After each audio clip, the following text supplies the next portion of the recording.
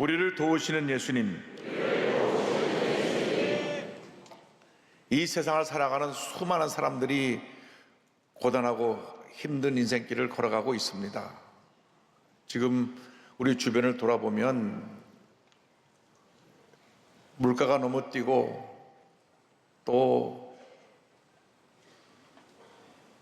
사업은 안 되고 모든 것이 어려워서 고통 가운데 지내는 분이 참 많습니다. 또 자식들이 부모님의 속을 썩이고 가정에 문제가 있는 그러한 분들도 많이 있습니다. 너무나 인생살이가 힘들고 어렵다고 합니다. 그런데 우리 주변을 돌아보면 정말로 우리의 사랑에 관심이 필요한 많은 사람이 있는 것을 알 수 있습니다. 전국의 아동복지시설에 살고 있는 아이들이 약 11,000명이 되는데, 그보다도 놀라운 것은 매년 약 4,000명의 아이들이 부모의 품을 떠나서 이런 보육원 시설 등으로 보내진다고 하는 것입니다. 부모님이 헤어지고 또 실직해서 아이를 기를 수가 없으니까 또 아동들을 학대해서 또 유기해서 버려지는 아이들이 약 4,000명이 된다고 하는 것은 충격입니다. 우리나라가 세계 10위 경제권이라고 하는데 이러한 불행한 삶을 살아가고 있는 많은 아이들이 있다고 하는 것은 우리 모두가 다시 한번 깊이 생각을 하고 저들에게 사랑의 관심을 펼쳐야 될 때라고 생각합니다. 이때로부터 이 아이들은 외로움 속에 버림받은 고통과 아픔 속에 힘들게 하루하루를 살아가게 되는 것입니다. 다행히 참으로 좋은 시설로 보내지면 그 사람 아이들은 행복하게 자랍니다. 우리 교회 NGO 구피벌에서 후원하는 땅끝 마을 천사의 집 같은 곳에 보내지면 원장님과 온 가족들이 자기 친자식과 똑같이 아이를 사랑 품에 안고 길러주기 때문에 얼마나 저들이 행복하게 잘 자라고 있는지 모릅니다. 그런데 아무리 좋은 환경이든 또한 어려운 환경이든 어느 환경에 처해 산다고 할지라도 마음 한구석 가운데 있는 가끔 나를 뒤흔드는 외로움이라는 것이 우리를 때때로 절망하게 하고 좌절하게 만듭니다. 하나님의 품을 떠나 죄과 내가 살고 있는 모든 인간의 마음속에 이러한 우리 스스로 해결할 수 없는 영적 고독이 자리 잡고 있기 때문인 것입니다. 예수께서 이 땅에 오셔서 육신의 몸을 입고 계실 때 주님도 우리와 똑같이 많은 어려움과 고통의 시간을 보냈던 것을 알 수 있습니다. 주님 한번 이렇게 말씀하셨습니다. 누가복음 9장 58절에 보니까 예수께서 이르시되 여우도 굴이 있고 공중의 새도 집이 있으되 인자는 머리 둘 것이 없도다 하시고 말씀하셨습니다. 예수님의 일생은 참으로 외롭고 힘들고 어려웠던 일생이셨습니다. 예수님 육신을 입고 이 땅에 오셔서 인간의 모든 아픔과 고난을 몸소 친히 겪으셨습니다. 그렇기 때문에 히브리서 기자는 예수님께서 우리의 모든 연약함을 잘 알고 계신다고 말씀하고 있는 것입니다. 히브리서 4장 15절입니다. 우리에게 있는 대제사장은 우리의 연약함을 동정하지 못하시리가 아니요 모든 일에 우리와 똑같이 시험을 받으시니로되 죄는 없으시니라. 이 땅에서 우리 인간이 당하는 모든 고난을 주님 친히 경험하신 것입니다. 그래서 우리의 연약함을 아시고 우리가 힘들고 지치고 고통과 절망 가운데 있을 때 우리를 붙들어주시고 우리를 도와주시는 것입니다. 우리에게 오신 예수님은 우리를 도우시는 예수님이십니다. 예수께서 이 땅에 오셔서 고통 중에 있는 자들의 친구가 되어 주셨고 그들의 상처를 치료해 주셨습니다. 예수님은 우리가 당할 모든 고난을 미리 다 경험하셨기 때문에 우리의 모든 고통을 알고 계십니다. 또 우리의 죄와 사망의 문제를 해결해 주시기 위해서 친히 십자가 달려 죽으심으로 죽음의 고통을 몸소 체험하신 것입니다. 히브리서 2장 9절을 말씀합니다. 오직 우리가 천사들보다 잠시 동안 못하게 되심을 입은 자 곧 죽음의 고난 받으심으로 말미암아 영광과 존귀로 관하신 예수를 보니 이를 행하심은 하나님의 은혜로 말미암아 모든 사람을 위하여 죽음을 맛보려 하심이라. 우리 때문에 죄 없으신 예수님이 십자가 달려 피 흘려 고통 가운데 돌아가신 것입니다. 아무 죄도 없으신 예수님이 우리의 죄와 허물 때문에 채찍에 맞으시고 온몸이 상하셨습니다. 예수님 이 땅에 오시건 700년 전에 이사야 선지자가 이와 같이 예언합니다. 이사야 53장 5절입니다. 그가 찔림은 우리의 허물 때문이요 그가 상함은 우리의 죄악 때문이라. 그가 징계를 받음으로 우리는 평안을 누리고 그가 채찍에 맞음으로 우리는 나음을 받았도다. 우리의 허물 때문에 가시의 창에 주님이 찔리셨습니다. 우리의 죄악 때문에 그 몸이 상하셨습니다. 예수님이 채찍에 맞으심으로 우리는 모든 병에서 노예남을 받게 된 것입니다. 이와 같은 놀라운 은혜에 대해서 우리는 감사하고 또 감사하고 감사해야 되는 것입니다. 예수님 우리를 모든 절망에서 건져주시고 시험 환난 가운데 고통당하는 우리를 도와주시며 믿음으로 승리하게 만들어 주십니다. 히브리서 2장 14절은 말씀합니다. 그가 시험을 받아 고난을 당하셨은즉 시험 받는 자들을 능히 도우실 수 있느니라. 예수님은 우리 주님을 전적으로 믿고 의지하는 자들을 도우시고 모든 어려움을 이기게 만들어 주십니다. 우리를 위해 간구하시는 주님이신 것입니다. 히브리서 10장 25절입니다. 그러므로 자기를 힘입어 하나님께 나아가는 자들을 온전히 구원할 수 있으니 이는 그가 항상 살아계셔서 그들을 위하여 간구하심이라. 지금도 예수님을 위해서 간구하시며 우리의 모든 슬픔을 헤아리시고 절망에서 건져주시고 삶의 순간순간 인생의 고비고비 어려울 때마다 우리를 도우시고 붙들어 주시는 것입니다. 무엇보다도 주님 우리를 긍휼히 여기십니다. 불쌍히 여기십니다. 긍휼을 베푸시는 예수님에 대해서 히브리서 4장 15절은 이렇게 말씀합니다. 우리에게 있는 대제사장은 우리의 연약함을 동정하지 못하시리가 아니요 모든 일에 우리와 똑같이 시험을 받으신 이로되 죄는 없으시니라. 우리가 겪을 고난을 미리 다 겪으셨기 때문에 우리가 겪는 고난을 불쌍히 보시고 우리를 절망의 자리에서 건져주시는 것입니다. 성경을 보면 예수께서 이 땅에 오셔서 그 공생애사 하시는 가운데 3번 눈물을 흘리셨습니다. 한 번은 한 개인의 죽음 앞에서 눈물을 흘리셨고 또 한 번은 심판받고 멸망받을 예루살렘 성과 이스라엘 백성을 생각하며 눈물을 흘리셨고 셋째로는 온 인류의 구원을 위해서 눈물을 흘리셨던 것을 알 수가 있습니다. 늘 예수님을 사랑하고 예수님을 기쁨으로 섬겼던 베다네 마을에 3남매가 있었는데 그 오라버니 나사로가 죽었을 때에 그 무덤 앞에 와서 눈물을 흘리십니다. 요한복음 11장 15절에 보니까 예수께서 눈물을 흘리시더라 말씀합니다. 또한 예루살렘 입성하시며 이스라엘 민족을 생각하시면서 예루살렘 성을 바라보고 눈물을 흘리셨습니다. 누가복음 19장 41절 42절입니다. 가까이 오사 성을 보시고 우시며 이르시되 너도 오늘 평화에 관한 일을 알았더라면 좋을 뻔하였거니와 지금 내 눈에 숨겨졌도다. 무엇보다도 주님이 우리를 얼마나 사랑하시는지 온 인류 구원을 위해서 겟세마네 동산에서 통곡과 눈물로 밤을 새우시고 붙잡혀 가셔서 십자가 달리신 것입니다. 히브리서 5장 7절은 말씀합니다. 그런 육체에 계실 때 자기를 죽음에서 능히 구원하실 이에게 심한 통곡과 눈물로 간구와 손을 올렸고 그의 경건하심으로 말미암아 들으심을 얻었느니라. 이렇게 주님이 우리를 사랑하시고 우리를 긍휼히 여겨주시는 것입니다. 디도서 3장 4절 5절은 말씀합니다. 우리 구주 하나님의 자비와 사람 사랑하심이 나타날 때에 우리를 구원하시되 우리가 행한 바 의로운 행위로 말미암지 않고 오직 그의 긍휼하심을 따라 중생의 시슴과 성령의 새롭게 하심으로 하셨나니. 주님 우리를 긍휼히 보실 때, 우리를 불쌍히 보실 때 모든 문제가 해결되는 것입니다. 마가복음 1장 40절 41절입니다. 한 나병 환자가 예수께 와서 꿇어 엎드려 간과하여 이르되 원하시면 저렇게 그렇게 하실 수 있나이다.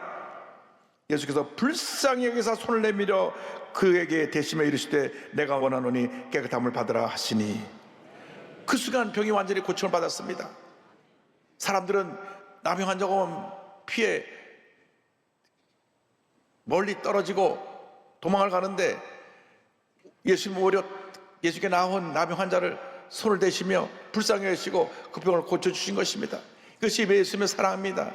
사람들은 문제 있다고 병들었다고 갖고 왔던 사람도 등을 돌리고 떠나지만은 절대 예수님은 그렇지 않았습니다. 오히려 사람들이 떠날 때 우리 곁에 오셔서 우리를 붙들어 주시고 우리의 마음의 병, 육신의 병을 치료해 주시는 것입니다. 예수님이 보시면, 불쌍히 보시면 기적이 일어나는 것입니다. 절대로 사람들에게 동정을 얻으려고 사람들 찾아다니지 말고 예수 앞에 엎드려 주의 도우심을 간구하는 여러분 되시기를 바랍니다. 눈물의 기도를 드리시길 바랍니다. 주께서 우리의 모든 문제를 아시고 우리를 도우시고 놀라운 은혜로 넘치게 채워주시는 것입니다. 주님 지금 은혜 보좌에 계셔서 주 앞에 나오는 모든 자들을 사랑으로 품어주시고 모든 문제를 해결해 주시고 주님의 은혜로 기쁨으로 사랑으로 충만하게 만들어 주십니다. 오늘 히브리서 4장 10절에 놀라운 축복의 말씀이 있습니다. 그러므로 우리는 긍휼하심을 받고 때를 따라 돕는 은혜를 얻기 위하여 은혜의 보좌 앞에 담대히 나아갈 것이니라. 긍휼하심을 받고 불쌍히 여기심을 받고 때를 따라 돕는 은혜를 얻기 위해서 은혜의 보좌 앞에 담대히 나가라고 말씀합니다. 우리는 기도로 주 앞에 나가야 됩니다. 찬양으로 주 앞에 나가야 됩니다. 감사로 주 앞에 나가야 됩니다. 주님께 나갈 때 주님께서 우리를 붙드시고 놀라운 은혜를 베풀어 주시는 것입니다. 히브리서 7장 25절을 말씀합니다. 그러므로 자기를 힘입어 하나님께 나아가는 자들을 온전히 구원할 수 있으니 이는 그가 항상 살아계셔서 그들을 위하여 간구하심이라. 예수님을 의지하여 하나님 앞에 가까이 나갈 때 은혜가 임합니다. 치료가 임합니다. 놀라운 하나님의 축복이 우리가 나타나게 되는 것입니다. 사람들은 문제가 생기면 당장 도와줄 사람을 찾아갑니다. 그런데 참 사람의 인심이라는 게 고약해서 이해하고 들어주시기 바랍니다. 가진 사람일수록 베풀지 못할 때가 많이 있습니다. 우리 여기 있는 분 빼놓고 저쪽 가면 좀 있어요. 옛날에 우리가 60년대 아주 어려운 시기에 살고 있을 때 그때 저도 기억나는데 거지들이 이 손에 깡통을 이렇게 달고 집집마다 밥 좀 달라고 구걸하러 왔던 기억이 납니다. 그런데 나중에 거주로 있다가 자립하게 돼서 일상생활을 하게 된 분의 얘기를 들어보니까 동양하러 갔을 때 꽁보리보라도 따뜻한 밥을 나눠 먹는 사람은 진짜로 가난하고 어려운 사람들이고 부잣집에 가서 아무리 물을 떨어도 문 열어주지 않고 가끔 문 열어서 받아 보면 밥을 만해서 쉰 밥 그거 갖다 먹으라고 준답니다. 그 사람들이 인심입니다. 여러분 어려울 때 사람을 찾아다니지 말고 주님을 찾기를 바랍니다. 주의 도우심을 간구하길 바랍니다. 내 문제, 내 어려움, 내 고통, 내 질병, 나의 억울한 일 다 주님께 아뢰고 주의 도우심을 간구하는 여러분 되기를 바랍니다. 주 앞에 엎드려 눈물로 기도할 때 주께서 우리에게서 눈물의 기도를 보시고 우리의 눈물을 닦아주시고 놀라운 은혜와 축복을 더해 주실 것입니다. 에베소 3장 12절에 말씀합니다. 우리가 그 안에서 그를 믿음으로 말미암아 담대함과 확신을 가지고 하나님께 나아감을 얻느니라. 하나님께 나갈 때 주님께서 우리의 모든 고통과 괴로움을 아시고 우리의 눈에서 모든 눈물을 씻어주시는 것입니다. 이 세상에 사는 동안 우리가 참 눈물이 많습니다. 아파서 울고 힘들어서 울고 억울해서 울고 또 기뻐서 울기도 합니다. 눈물이라는 것은 이 땅에 사는 동안 우리의 삶의 한 부분이 되었습니다. 그런데 천국을 가면 더 이상 눈물을 흘리지 않습니다. 계속 7장 10절 보니까 성경은 말씀합니다. 이는 보좌 가운데 계신 어린 양이 그들의 목자가 되사 생명수 샘으로 인도하시고 하나님께서 그들의 눈에서 모든 눈물을 씻어주실 것임이라. 할렐루야. 우린 더 이상 눈물을 흘리지 않을 것입니다. 주님 우리 얼마나 사랑하시는지, 우리 주님의 은혜 그것 외에는 우리가 더 이상 바랄 것이 없는 것입니다. 여러분, 주님을 사랑하고 믿고 의지하고 나가는 여러분 모두가 되기를 바랍니다. 어저께는 우리 원로장님 부인 되신 사모님께서 고관절 수술 받으시고 꼼짝 못 하시는데, 목사님 꼭 한번 와서 기도했으면 좋겠습니다. 그 병원에 갔더니만 그저건 목사님 앞도 잘 보이지 않고, 내가 이거 고관절 수술 받았는데 너무 힘들고 어려워서 있는데 목사님 말씀 너무나 감사하다고 눈물을 흘리시더라고요. 제가 모습을 뵈니까 주님 빨리 이 고관절 시술에 치료해 주시고 눈도 보이게 해주셔서 일어나 걷고 보고 와서 마음껏 예배드릴 수 있도록 주님 은혜를 주시옵소서. 여러분, 예배 드리는 것 자체가 축복입니다. 은혜입니다. 여러분, 예배 드리고 싶어도 못 드리고 교회 나가고 싶어도 못 나오는 분들이 얼마나 마음이 안타깝겠습니까? 그들을 우리가 주님의 사랑으로 품어줘야 되는 것입니다. 주 앞에 나갈 때 주님의 은혜가 임합니다. 시편 22편 24절 26절입니다. 그는 곤고한 자의 권고를 멸시하거나 싫어하지 아니하시며 그의 얼굴을 그에게서 숨기지 아니하시고 그가 울부짖을 때 들으셨도다. 겸손한 자는 먹고 배부를 것이며 야훼를 찾는 자는 그를 찬송할 것이라. 너의 마음은 영원히 살지어다. 모든 문제를 해결해 주신 주 앞에 나가는 여러분 모두 되기를 주님으로 축원합니다. 현대판 노예 문제를 해결하기 위해서 힘쓰고 있는 국제 NGO IJM이라고 하는 단체가 있습니다. International Justice Mission, 세계적인 그 정의 실천 연대인데, 한국 법인 대표인 민준호 대표 이야기입니다. 민준호 대표는 모태신앙으로 태어났습니다. 믿는 집안에 태어나서 신앙생활 하는데, 믿는 집안에 태어났다고 해서 신앙심이 깊은 건 아닙니다. 본인 스스로 고백하기를 식사 기도할 때만 기도하는 신앙인이었다. 교회는 빠지지 않고 당연히 모범생이었지만은 진정한 구원의 확신과 은혜를 체험하지 못하고 살았는데, 본인이 좋은 대학 가기를 원해서 서울대학교를 시험을 쳤는데 떨어졌어요. 그래서 재수를 하게 됐는데, 재수를 하는 동안에 예수님을 만나는 놀라운 사건이 일어났습니다.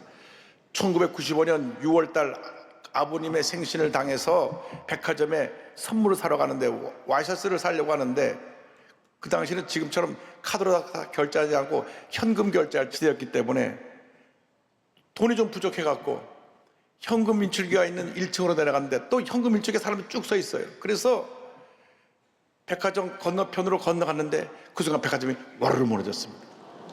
그걸 바로 삼풍백화점 붕괴 사건입니다. 하나님이 살려주신 거예요. 아래층에서 현금 인출기에서 줄 서 있다가는 그 당시 죽었을 것인데, 길 건너 은행에 가서 돈을 뽑는 순간 와르르 무너진 거예요. 그런데 갑자기 어머니 생각이 났습니다. 어머니가 오늘 삼풍백화점에서 뭐 장을 보신다 그랬는데, 지하에 내려가서 먹을 걸 사신다 그랬는데, 집에 달려가보니까 집에 어머니가 안 계셔. 가슴이 철렁했습니다. 근데 생각해보니까 어머니가 아마 교회 가서 기도할지 모르겠다. 그래서 교회에 전화해보니까 교회에서 어머니를 바꿔줬어요. 어머니가 삼풍백화점에 장을 보러 내려갔다가 교회에 기도할 일이 있다고 전화를 받고 교회로 갔는데 그때 무너진 거예요. 할렐루야. 그때 본인이 정말 평소 기도하지 않다가 어머니를 살려만 주시면 하나님께서 하시는 대로 살겠습니다 고백을 했는데, 어머니가 기도하고 계셨어요. 그래서 안도하고 백화점에 돌아와서 사람들을, 그 무너진 곳에서 사람들 돕고 있는데, 여고생 한 명이 지금 크게 부상당해서 의식이 없이 병원에 실려갔는데 확인해 보니까 자기 여동생인 거예요. 하필은 또 그날따라 다 그 산분백화점으로 몰려갔는지, 그래갖고 동생이 있는 병원으로 뛰어가면서 다시 한번 또 기도합니다. 여동생만 살려주시면 하나님께서 하라시는 대로 살겠습니다. 다행히 하나님께서 몇 차례 수를 거쳐서 동생이 회복될 수 있었습니다. 그때 그런 깨달았습니다. 건물은 인생과도 같구나. 남들이 보기에 아무리 화려해 보여도 기초가 똑바로 놓여있지 않으면 마지막 때 와르르 무너져 내릴 것이다 해서 이제는 주님 뜻대로 살기로 했습니다. 그런데 이제 이렇게 기도했으니까 다 잘 될 줄 알았어요. 그런데 대학에서 또 떨어졌습니다. 근데 어머니가 새로 생긴 대학교라고 원서를 하나 갖고 왔는데, 저 포항에는 한동대학교였습니다. 한동대학교는 당시 새로 지어져 가지고 건물이 강의동, 기숙사, 식사동 한 동씩만 있고 알리지 않은 학교였는데, 어머니가 야, 이 크리스천 학교니까 일로 가라. 그래서 어머니 말씀 중에서 1990년 봄에 제 2회 신입생으로 입학을 했는데, 입학하자마자부터 학교가 어머니 부도가 나가지고 차압될 위기가 생겨갖고 매일같이 모여서 기도하려는 겁니다. 하나님 아버지, 이 부도를 막아 주시고 학교를 폐교되지 않도록 해달라고. 그래서 한동대학 가서 매일같이 기도하는데 하나님이 채워주고 또 채워주는 그런 체험에서 졸업은 했습니다. 그런데 동생이 이렇게 말했습니다. 오빠, 삼분백화점 사건 이후에 삶은 덤으로 사는 거야. 그러니까 하나님 원하는 대로 가야 해 하고 중동으로 선교사로 떠났습니다. 본인은 외국계 NGO에서 10년 동안 일하다가 이 IJM을 알게 됐습니다. 이 IJM, 이 NGO는 전 세계에서 이렇게 노예로 팔려가서, 인신매매로 팔려가서 노동현장에서 일하고 있는 사람들, 인신매매, 성폭력에 피해를 입은 사람들을 구출해내고 그들을 붙잡아가지고 그 매매하고 한 그 나쁜 범죄자들을 고발해가지고 재판, 사법 체제에 세워서 재판에서 그들을 벌받게 하는 그런 단체입니다. 지금 IJM 한국법인의 대표가 돼가지고 지금 이렇게 전 세상에서 팔려서 인간 이하의 삶을 살고 있는 불쌍한 사람들 구원해내기 위해서 노력을 하는데, 2030년까지 전 세계 약 5억 명을 구원해내는 게 그들의 목표라고 합니다. 민준현 대표가 이렇게 고백합니다. 우리 계획, 생각대로 되지 않은 일들이 많으나 하나님께서 우리에게 가장 선한 것을 주시기로 작정하셨고 가장 선한 것을 주시는 분이십니다. 때로 우리의 기도가 응답되지 않아 원망하고 낙심이 될 때도 있습니다. 그때 우리에게 가장 선한 것을 주시겠다는 하나님의 약속을 믿읍시다. 나의 시간에 열매를 보지 못하게 될지라도 반드시 성취될 그 약속을 믿고 나아갑시다. 우리가 서 있는 자리에서 예수님을 전적으로 신뢰하면서 걸어갈 수 있게 되기를 소망합니다. 이것을 믿고 기도하는 우리들이 되기를 소망합니다. 할렐루야. 예수님만 믿고 어장하는 여러분 모두 되기를 바랍니다. 우리의 모든 고통과 아픔을 보시고 우리를 불쌍히 보시는 주님 앞에 나가는 여러분 되기를 바랍니다. 예수님을 꼭 붙잡고 주님과 믿음으로 동행해 나가는 여러분 모두가 되시기를 주님의 이름으로 축원합니다. 축원합니다. 축원합니다.